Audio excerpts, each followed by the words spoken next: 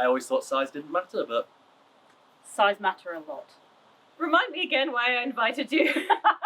Look, I get it. You love the idea of your pocket-sized heroine kicking butts and taking names with a really big sword, or a quarterstaff, or some other thing that strictly speaking requires leverage and upper body strength and not smacking it off the floor all the time to get the most out of it. Well, I'm not going to tell you that the visual isn't neat, and also it's fiction, and so technically you can do what you want. But if veracity is a concern for you and you don't particularly fancy going the magically or scientifically enhanced strength route, this video is here to help. I borrowed both a short person and a tall person who owns a lot of weapons, and we tested out various different things for your education, but let's be real, mostly for your amusement. Yes, but who are you, lady? I'm Jill Bearup. You may know who I am, but I'm an actor combatant, which means I am certifiably able to hit people. This is Jack Stockdale. He is a fencing instructor and also a bunch of other things which may have appeared on the screen right now.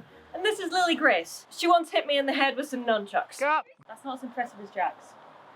One time she broke a toe and didn't realise. That's better. Okay. On with the show. The bodice dagger.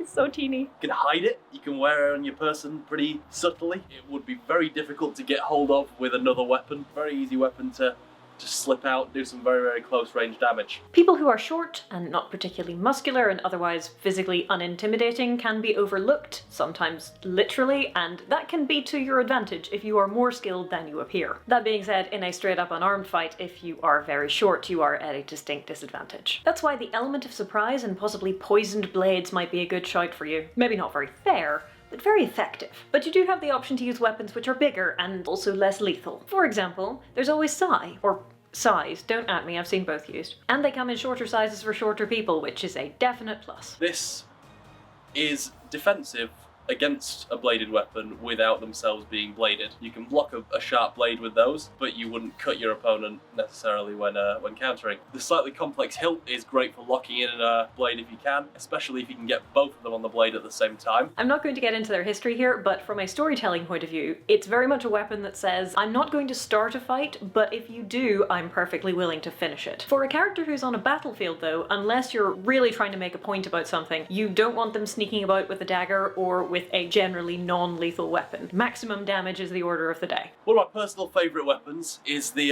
Warhammer, or the Horseman's Hammer. And this thing does one thing very, very well, and that's break through things that are not meant to be broken. This is plenty long enough to go through a lot of different types of armour. A horseman's hammer is nasty and effective, but still maybe not the best choice for a shorter person. That said, if you are about averagely tall for a woman like I am, and you maybe do some supplementary weightlifting, just saying, you may well be fine. Just... You wanna go? It's fun. But if you're shorter and less strong, it's going to be an issue. At this length, anyway. It wouldn't be an issue for you if that was a two-handed weapon. It's a really nasty piece of kit though, so if your character is not unusually short, or is short but is reasonably strong, and wants to do an awful lot of damage in a very effective manner, then it might be a good choice, particularly if they apply some skill to the problem. Swords are great for parrying. If you're able to properly handle a Horseman's Hammer, just try and parry it. Yeah. When you know how to handle the weight, you can change the direction of the weapon fairly efficiently. Jack showing us up there with his knowledge and skills. How very dare he. Anyway, in an unarmed fight there's a very clear reach advantage for the taller person, and that remains true even when you have an edged weapon. But if you're using a dueling weapon like a small sword, or in this case a small sword hilt with a fencing épée blade attached to it for stage combat safety, you can mitigate those disadvantages somewhat. With height and reach advantage, it's really useful with a weapon that can basically knock the life out of you with just maybe 3 fingers worth of penetration. For example, if you were to just with a slightly cocked wrist, attack to my low line. My reach advantage is really useful there. And stabbed. Rude. You don't have to be the tallest person in the world to use a foil properly, but stop hits, which is that one using the same time that the opponent attacks to launch an attack, or high hand at a low point, I can do the same thing but with opposition. And yes, if you're wondering, I did just notice that Jack has a longer blade than mine, but never mind, the point still stands. And for that one, you don't exactly need the reach advantage, but it does help.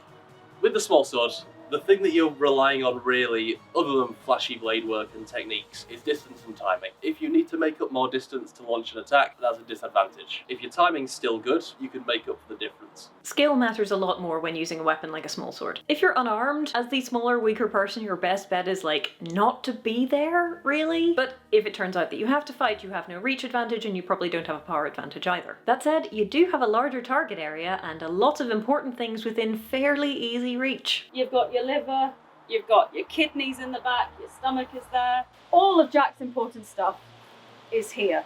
I'd argue there was one more a little lower. And then there's one a little lower. Yeah, you have a lower center of gravity. And I'm not Ip Man.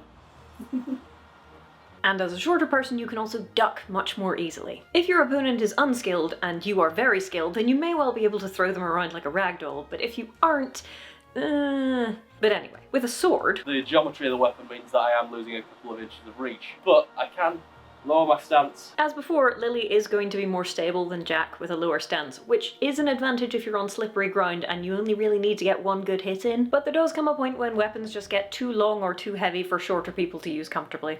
I have the sword of Gryffindor.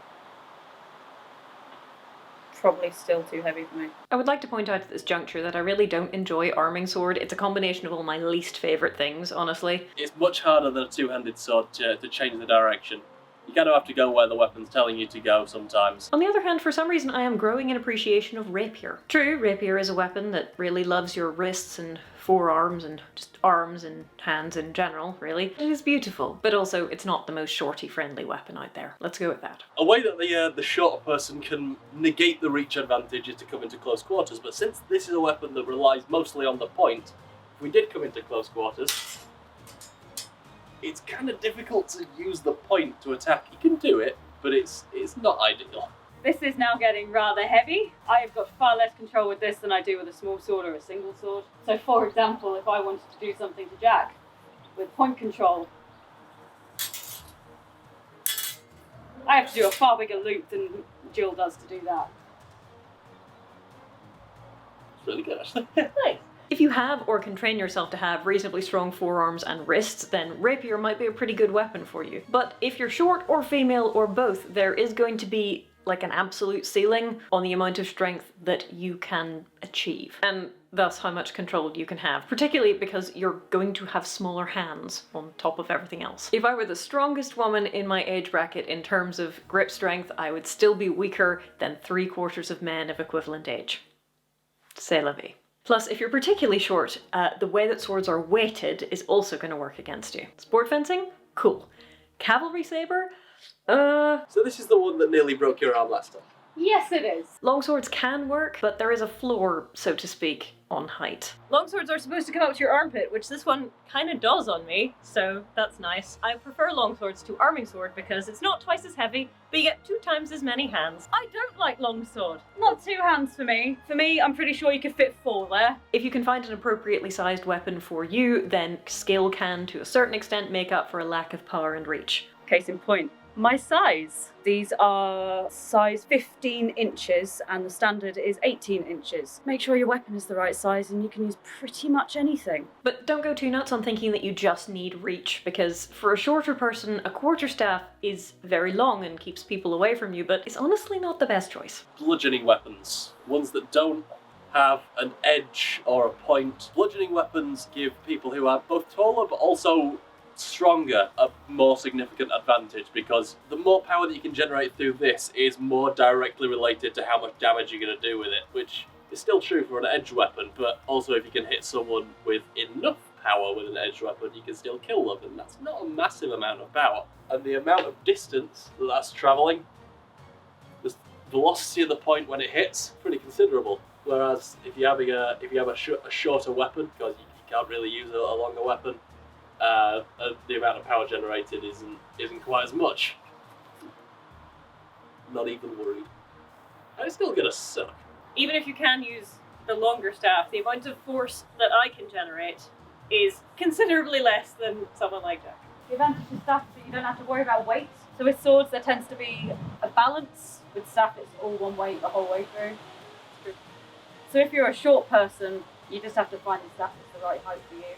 Side note, the preponderance of women in fiction who fight with staffs is interesting to me. I wonder if it's because staffs can be used as a walking stick as well, and so it's less obviously a weapon, and so it might fit if they're like a Healy tree huggy type. I mean, a staff does keep people out of arm's reach, but honestly you'd be better with a spear, because then you could stick them with the pointy end while still staying out of their reach. I mean, the reach advantage of a staff is cool, but the relative lack of power generation might be an issue. Is it common to have characters who are healers, but also the staff chick? You know, even if it isn't, you're never going to be able to unsee that now. You're welcome. Of course, there is a leverage disadvantage with longer weapons, as Jack and Lily will now demonstrate. I'm not saying bodice dagger versus staff is going to be fun for the holder of the bodice dagger, unless, as demonstrated, you're willing to be very fast and get in very close very quickly, but leverage, it's a thing. Anyway, I mentioned spears. Oh, that's really light. It is. I like it. Why is it making a rattling noise? It's a trading spear. Like, if it rattles, it means you're not moving it right. So I asked Jack and Lily their opinions on good weapons for shorter people. Or in Lily's case, I asked her which weapons she preferred to use. I prefer to fight with anything that gives me control. I'm already at a disadvantage because of my height. I have to cover a lot more distance than my opponents. So any weapon that gives me more control over what I'm doing, point work for example, kind of takes away any other disadvantage. So these are good, daggers are good, karambit, knife and rope is really good. So fun. Jack had an additional thought, which is less useful for stage, but might be more useful for realism in fiction in general, and that is long weapons, like the spear. The reason that I said longer weapons is if you can negate or one-up the opponent's reach advantage even, with a weapon that you can use, and it's not just a weapon that's way oversized, like a properly weighted spear, and your opponent has something like this, it's real good. This is especially true if your opponent has a shorter weapon, say a sword, even with the leverage disadvantage we discussed earlier. I have to make up a lot more distance because my opponent has a longer weapon despite me being taller. That gives Lily a lot more chances to hit me while I'm trying to close the distance.